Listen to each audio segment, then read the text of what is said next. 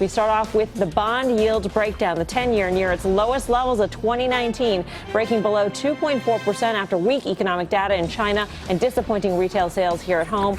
A sign, perhaps, a global slowdown is already hitting closer to home? Is this bond market flashing a warning sign for us? Just how worried should you be? Tim. You got to love the 007. I mean, we love entendre on this show, so let's make this very clear. The bond market, should you be concerned? Yes. And as I'd like to say, and I've said it probably way too many times for a lot of viewers, but a growth scare is much worse than an inflation scare. I'd rather see more Fed than less Fed right now. And as much as people want to see rate cuts, I do think the dynamic where, if anything, we've got a Fed that's nowhere near hiking anytime soon. Whether they're cutting or not, who knows? Bottom line, I think we're at 220 before we're at 280 on the 10-year. The key really right now for me would be credit. But to the extent that you see sovereign bond yields around the world moving lower, almost in unison once again, this is a sign that growth is scarce. Right. You're making the point, Karen, that even though the 10-year yield is low, the spreads actually look better. The 210 spread has widened. And if you think about it, it was, 21 basis points or so. 21 on a very low, on a very low 10, so that shows a pretty dramatic steepening. Now, I always say when 210s get narrow that banks are not a giant 210 bet. And I'll say the same even now it's less narrow. It's still not a giant 210 bet, but I'm a little bit concerned. I agree with Tim. I think we're seeing I used to think the Fed has left the building. Now I think they're creeping back in as a dove, more dovish, even. More dovish. And I think we will probably see a cut.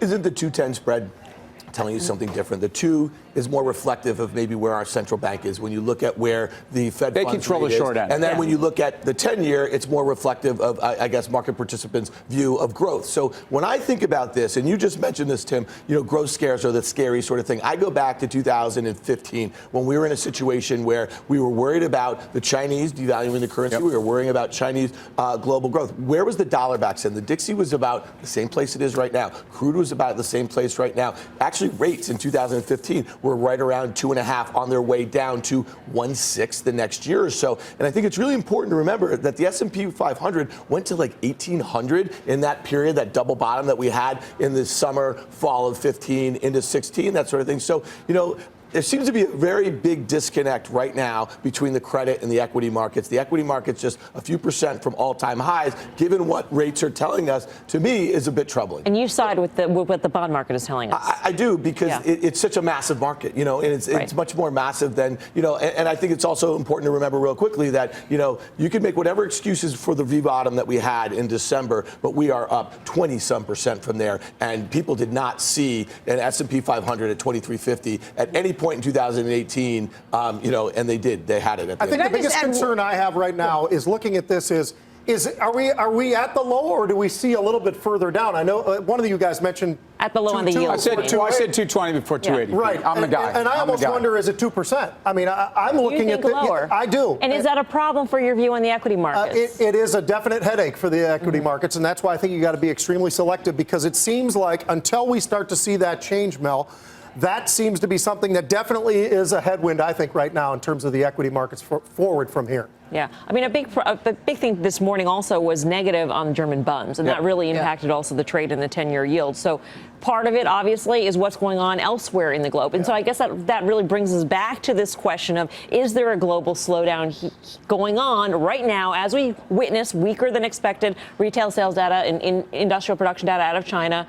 The Eurozone PMIs, what have they been doing lately? Well, Tim? just because the trade rhetoric ratcheted up a week ago only. Before that, we were actually saying, I actually thought we're seeing a bit of an inflection point in some, that the central bank stimulus that certainly is now a chorus of central banks, not just a few. Every one of them was starting to have some dividends. So what's happened in a week? We've heard a lot of headlines. What has happened in terms of the leading indicators? Nothing has really changed. I think when you have a fragile state of recovery, though, So everything that's happened in the last week is very troublesome. Dan talked about, what's going on in credit markets. I actually think, despite that yields are lower right now, the good news for equity markets is that credit markets haven't fallen apart.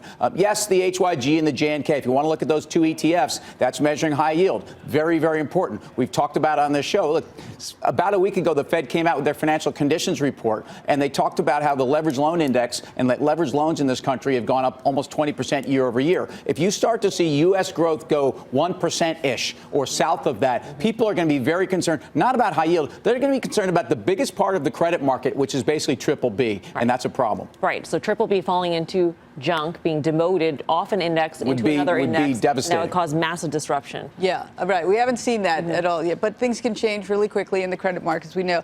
I really didn't love this, this rally off of the tweet today, or off of the auto tariffs. I feel like that Trump was crying wolf and uncle at the same time, and that this repeated attempt to manipulate the markets. When you cry uncle, what are you doing? Crying out and saying no tariff. I just didn't know. I'm truly asking like when, what the term means. When you ever have some guy twist your arm behind your back. I mean, honestly, come on, man. Pete, I'm asking. show you if you like. Exactly. I dare you.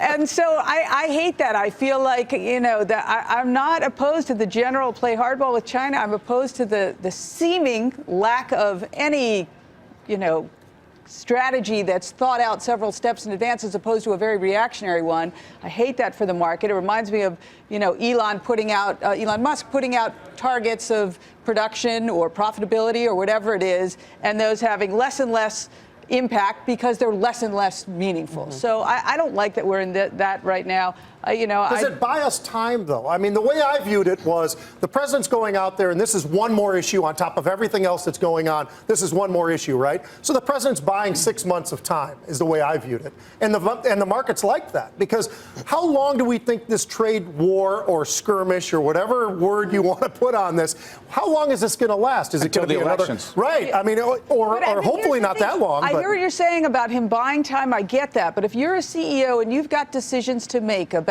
capital spending or where to source or things like that, you kind of have to pull in the reins because we've seen that. Yeah. So I think we're going to see that.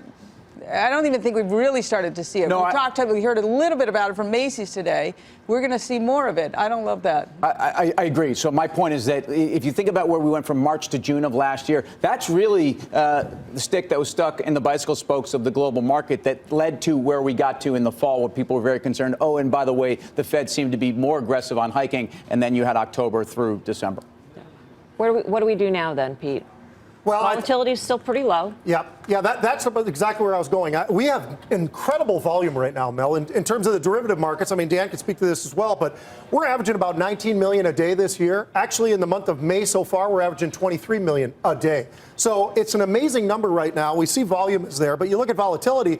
We had that big spike up to 23. We have not gotten back up there yet. And the interesting thing is this market's all over the place, right? I mean, yesterday alone, just that late day move and the fact that we're trading at 18, 19, now we've pulled back a little bit more. I still think when you're talking about, I think the new market stretch of where we're looking is probably 13 to 15 on the low side and probably 20 to 23 on the higher side.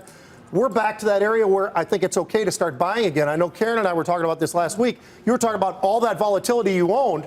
You wanted to start selling it when it was over 20, which is, I think, the right way to treat this market right now.